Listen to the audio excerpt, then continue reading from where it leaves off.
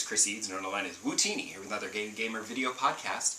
I know last episode was a bit on the long side. I had a lot to talk about. This one, I promise, should be shorter. I have less to talk about. Promise. First, I want to start with a movie review, because I actually braved COVID to go back to the movie theater again. Cases are still kind of high, but we are on a downswing, so fingers crossed I'm okay. But I really wanted to see West Side Story. And it's funny because I was like, oh, I'd like to go to the Village AMC so that I can, like, go to the bank and go to the record store and stuff and hit the Strand, whatever.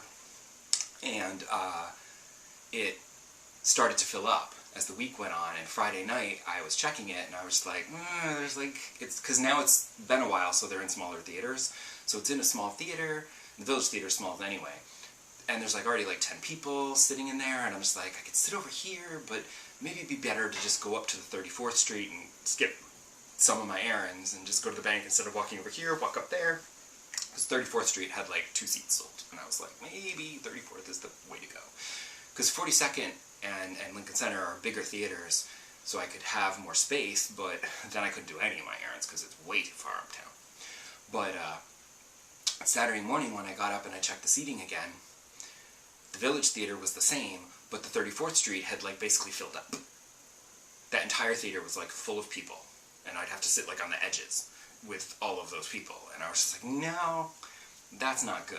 And I considered going to 42nd or Lincoln Center, but then I was like, no, I really do need to go to the bank, so let me stick to the Village one. I'll sit up front, and I figured if worse comes to worse, I can always go sit in the very back row in one of the, like, you know, handicap companion, the wheelchair companion seats, because nobody ever sits in those, so those are really good. Unfortunately here, in this theater, they were in the very back row, which sucks, because then it's just like a big screen TV instead of a movie screen. But I didn't have to do that.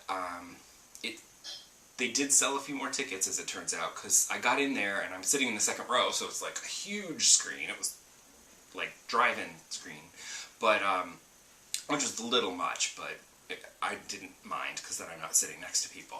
But like, during the trailers, like a bunch of people like came and sat down in my row. Thankfully, they left a seat between us, as you should. So that was very nice. I didn't have to scooch over.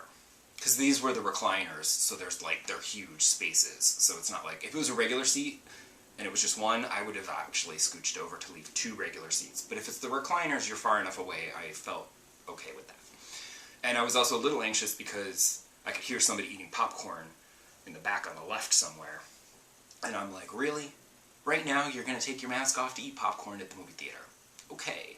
I hope you're alright, because, you know, I also hope that no one in there had COVID, because, you know, please. But I kept my mask on the whole time. I'm not doing anything to risk anything. So I was a little anxious with the popcorn eating, and I was a little anxious in the trailers when they came in. But other than that, how was the play, Mrs. Lincoln? Thankfully, West Side Story is so fantastic that I was mostly able to get over my anxiety because I got swept up in the movie.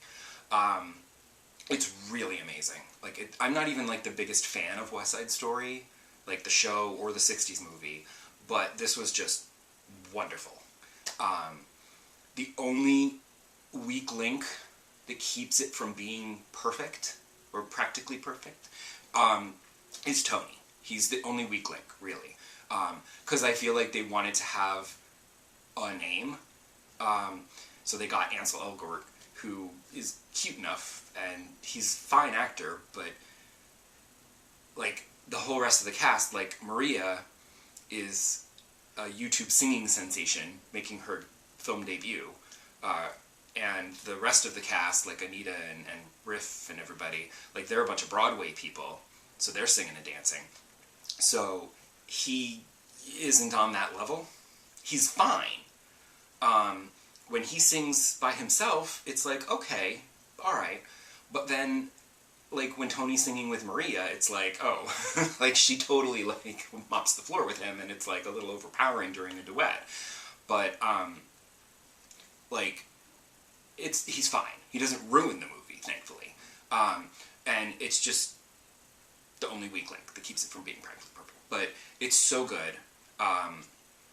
Spielberg shoots it beautifully. There's some gorgeous shots, like he stages everything so wonderfully, and the musical numbers are just great, like the camera's swooping and sweeping, and he knows when to hold a long shot so you can see all the choreography and shit. It's beautifully made. He does OD on the J.J. Abrams lens flares towards the end, I felt. It was just a little much. A little try too hard, but overall, it's just beautiful. And it's beautifully shot, wonderfully performed, and it's a great classic musical, the kind you don't see anymore.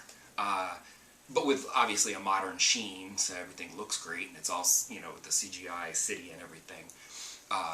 Flawless, you don't notice that it's CGI. It all looks real, so it's great. So I highly recommend it. You might not want to risk COVID for it, but definitely, if you're a musicals fan and you like West Side Story, Spielberg did a great job with this one. As for gaming, I want to talk about Guardians of the Galaxy, which I'm still working my way through. It's great because it's still the dialogue is so funny and clever and everything, but they've started to like insert like some dramatic scenes to get a little pathos in there, and it's very nice change of pace. I think I finished this section. I hope it's over, but there's this whole section where Rocket is just being a raging asshole, and it's annoying because in the previous section I was nice to Rocket and I defended him, and when I had like conversation options and choices to make, I defended Rocket and would get the little pop-up in the corner of the screen that said, Rocket appreciated you defending him, he'll remember that. And I thought, like in the Telltale games, when you've made a choice that's going to affect something later in the game.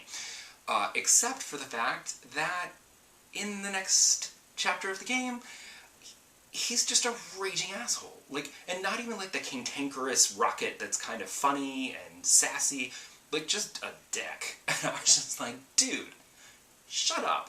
Like, I will let you die in battle. Like, just stop it. You're testing me. But that was just an annoyance. I got very concerned because I hit a literal brick wall in the game, and I was like, oh my god, somebody help me, because I would like to continue playing this game and finish it, and I don't want to get stuck here where I don't even feel like I'm halfway through. To get stuck here would have sucked. But there was a boss fight with these two big bruisers called the Blood Brothers. They're like bounty hunters out to kill you, or capture you. No, kill you. I think they wanted to kill you. Yeah. So, dead or alive, but they like dead, I suppose.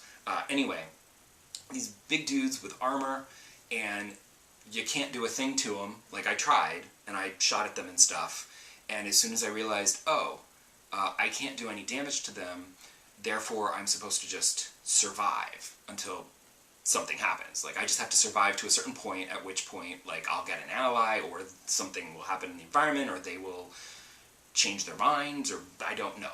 But I knew I had to survive, because clearly I can't hurt them. So I'm trying to survive. I can't. They hit me, and it does so much damage. 3 hits and you're done. And then, as I mentioned in the last episode, because I'm on my PS4 still, the loading times are terrible. And I swear it took longer for the game to reload than for me to attempt to survive and die again. Like, I would die so quickly that it felt like it took longer for the game to reload. And I was getting so frustrated. I was like, what the hell? And I'm like, am I missing something? Why can't I dodge these attacks? Like, they're telegraphing them. I should be able to dodge them. And I'm looking online, and they're like, just dodge and survive until Gamora shows up. And I'm like, I can't. Like, what am I doing wrong?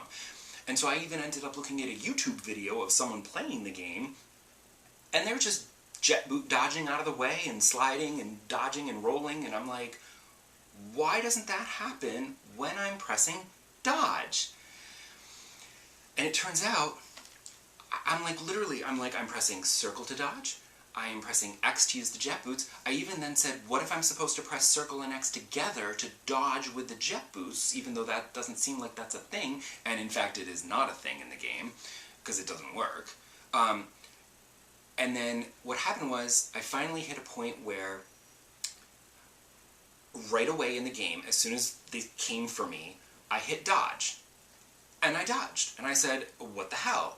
Okay, the dodge button works, and so I'm trying to, like, stay out of their way and, like, dodge, and it wouldn't dodge. And I finally realized, something clicked in my head, and I realized, in order to actually press the dodge button and dodge out of their way, you have to stop moving. You have to let go of the thumbstick and press dodge. Then you will dodge. It's so unintuitive. I'm like, I'm supposed to stop moving and stand still, then dodge out of the way. But of course that's what it is that you're supposed to do. Like, I don't know why you can't dodge while moving, which would make sense, but yeah, so that pissed me off for like, I don't even know how long I played trying to figure it out. I eventually figured it out, and then of course breezed right through the rest of the battle, because now I can like, oh, I know how to dodge out of the way, and I was able to do it in one more try. I got through the whole thing as soon as I realized it, and now I've continued playing the game for more hours, and it's great, and I'm enjoying it again. It's just, what the hell, that's so not intuitive. Stop moving so that you can dodge. Anyway, that's it. I just wanted to vent about that. And I will see you back here next episode where I'll ramble on about other things.